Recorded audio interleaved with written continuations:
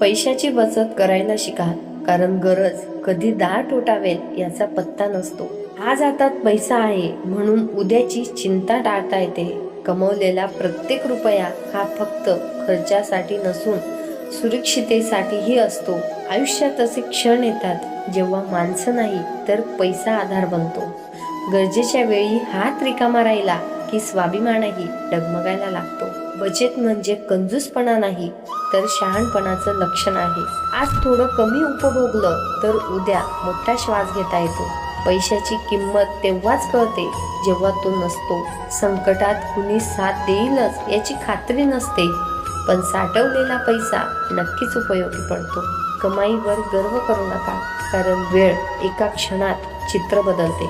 बचत शिकलेला माणूस परिस्थितीसमोर कधीच पूर्णपणे हतबल होत नाही. म्हणून आजपासून थोडी तरी बचत करा. विचार आवडल्यास लाईक करा, शेअर करा. धन्यवाद.